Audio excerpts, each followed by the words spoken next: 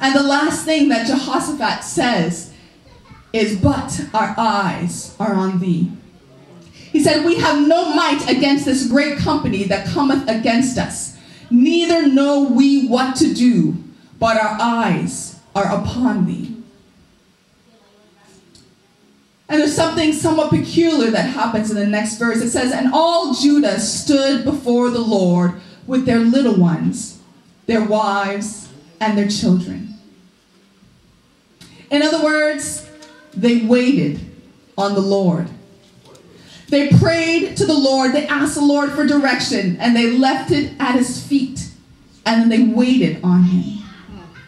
Now that's a lesson that we can learn this morning, because we've learned often how to pray and how to give the situation to the Lord. But then after we get up off our knees, we see the situation still looming in front of us. And instead of waiting, we try to strategize. Just in case the Lord didn't hear my prayer, just in case the Lord is not able to work in the situation, I've still got to have a plan B. Just in case, the Lord doesn't come through in this one, I've got to have a plan B to back this up so that I can get out of the situation. But the Lord is calling us to wait on him, to leave the situation in his hands and to wait for an answer. He is able to do exceedingly abundantly above all we can ever ask or think. But the problem is that we limit the work of the Lord in our own lives because we don't wait on him.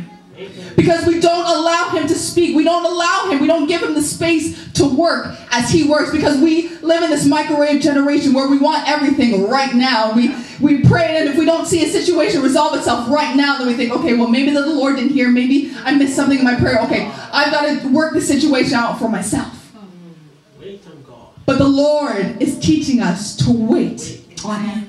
For they that wait upon the Lord shall renew their strength. Let's say they that try and work things out for themselves or try to figure out things on their own. But the word says they that wait upon the Lord shall renew their strength. They shall mount up with wings as eagles. They shall walk and not grow weary. They shall run and not faint. The Lord is asking us this morning to wait on him. For when we don't wait on him and we try to make things go on our own, we always end up messing up the situation. We always end up causing more trouble than what was in the beginning, because now it's not just our own mess that we have to clean up, but that which we produced. The Lord is calling us to wait on him. For you have to understand that when you wait on the Lord and you allow him to work, then the glory comes to him. Because it's evident at that point that there's nothing that you could have done in your mortal man to solve the situation. It becomes evident not only to you, but the people that are watching you, for people are watching. As much as you think that you're isolated and no one's really paying attention to what you're doing, people are watching. And people are waiting to see, okay, here's the situation that is presented in this person's life. What are they going to do? The Lord is telling you to wait. For it was in this place of waiting, in this place of patience, in this place of waiting on the Lord, that the Lord was able to speak to the people. And you can only imagine the joy that must have come in the hearts of the people when they heard the word of the Lord. For Jehaziel, the son of Zechariah, opened his mouth, and the Lord spoke through him. And the words came back and said, hearken ye, all Judah, and the inhabitants of Jerusalem, and thou, King of Jehoshaphat, thus saith the Lord unto you, be not afraid. Now wait a minute, I thought that their enemies were just coming to destroy them. I thought they were in a perilous place where all of their enemies were trying to kill them, and the Lord is saying, be not afraid. But the word come forward and said, be not afraid, nor dismayed by reason of this great multitude, for the battle is not yours, but God. Oh, church, that we would realize that these battles that we face this morning are not ours, but they're the Lord's. These battles that we're entrenched in, they're not, they haven't come to kill us, they haven't come to destroy us, but they've come so that the glory of the Lord can be seen in our lives. For once we've come into the kingdom, our lives are not our own, and our lives are to be used for the glory of the Lord. But in order for God's glory to be seen in us, sometimes there's some trials that have to come. There are some situations that have to come. We have to find ourselves in some hard places where we know that it's only God who can deliver us so that his might can be seen. Amen. The battle is not yours, but God's. How foolish is it for us to try and take on a battle that does not belong to us? How silly is it, when we look back at the situation, it seems so unreasonable to fight a battle that does not belong to you. But this is what we do on a regular basis when we try and figure out things for ourselves, when we try to meddle in the situation, when we try to work our own way. We are fighting a battle that does not belong to us. But I'm here to tell us this morning, to encourage us, that the battle is not yours. Stop trying to fight battles that do not belong to you. Stop trying to meddle in situations that are not for you, but allow the Lord to fight his battle. For the Lord has never, ever lost a battle yet, and he never will. He's got a perfect track record. And so you know that if the Lord is fighting the battle, then he must win. And so if you're on his side and you're victorious, but if you're trying to work things out for your own way, it'll always mean destruction.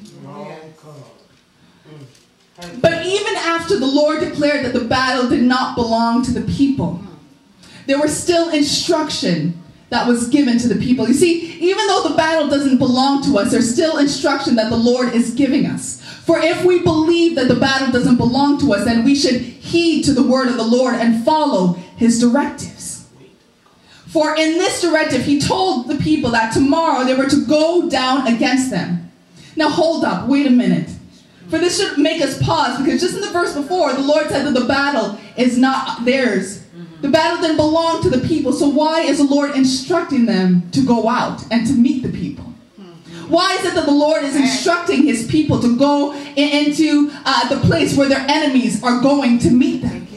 From our perspective, it seems unfathomable that the Lord would just declare that the battle doesn't belong to the people, but yet command those same people in the same breath, command them to go out to where their enemies are. I mean, think about that for a minute. If the Lord has declared that the battle doesn't belong to the people, but yet he's still telling them to go to where their enemies are. If you are involved in a situation where there is a fight that's going on and you're not a part of that fight, you're not going to put yourself in the midst of the battle. You're not going to put yourself in the midst of where the enemy lines are, because sudden destruction. It seems a no-brainer to us. If your enemies are there, there's going to be a problem. But the Lord commanded them to go down. It says, behold, they come up by the cliff of Ziz, and you shall find them at the end of the brook, before the wilderness of Jeruel.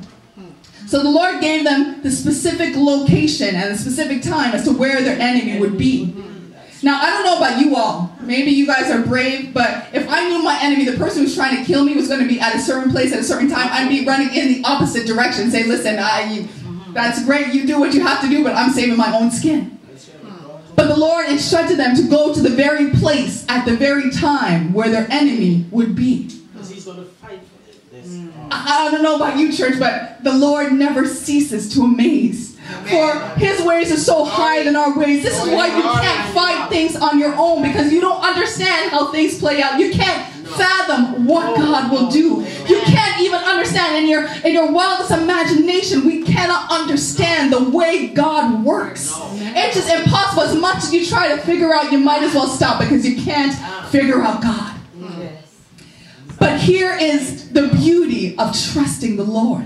Because the Lord told them that, again, he said, you will not need to fight in this battle. You're going to where the enemy is. You're going to be in that same place where the three armies that are trying to kill you are going to be. But you won't have to fight.